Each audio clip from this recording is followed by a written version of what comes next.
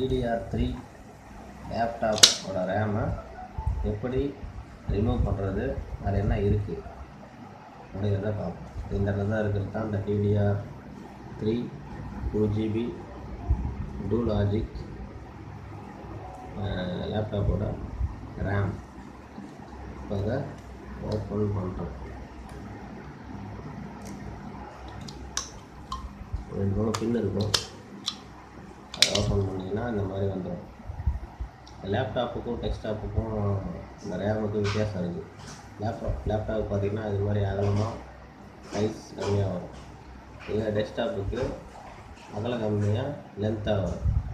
இதில் பார்த்திங்கன்னா பின் வந்து வேரி ஆகும்.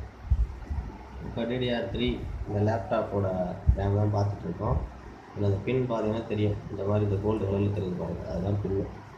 இந்த பின்னு வந்து 204 பின் இருக்குது.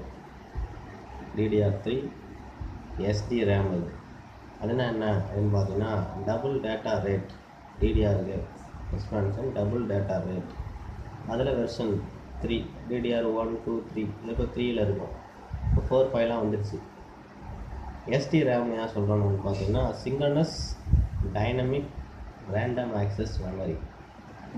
இதை வந்து சின்ஸ் 2007லேருந்து யூஸ் பண்ணிகிட்ருக்கோம் இந்த டைப் ரேமு. இதில் பார்த்தீங்கன்னா இந்த மெமரி சிப்ஸ் எல்லாம் இருக்குது. இந்த பிளாக்காக இருக்கு பாருங்கள், இந்த ஐசி மாதிரி உள்ளலாம் மெமரி சிப்ஸ். இது 2GB. இது வந்து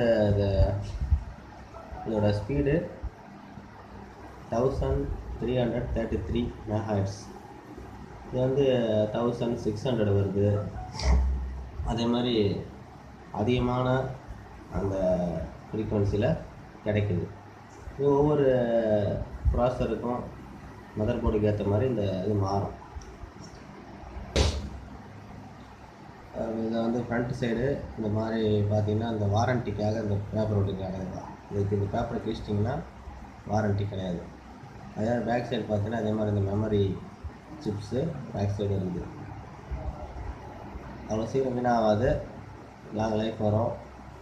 நீங்கள் வந்து எக்ஸ்பேண்ட் பண்ணுறதா இருந்தால் ஒரு சில லேப்டாப்பில் இதில் பார்த்தீங்கன்னா எக்ஸ்பேண்டுக்கு கொடுக்கல, ஆனால் இன்னொரு போர்ட்டும் வரும். இதே டெஸ்க்டாப்பில் பார்த்தீங்கன்னா 2 போர்ட் வரும் நார்மலாக இந்த மதர் போர்டில். இதில் ஒரு போர்ட்டு தான் இருக்குது. தேங்க்யூ ஃபார் வாட்சிங்.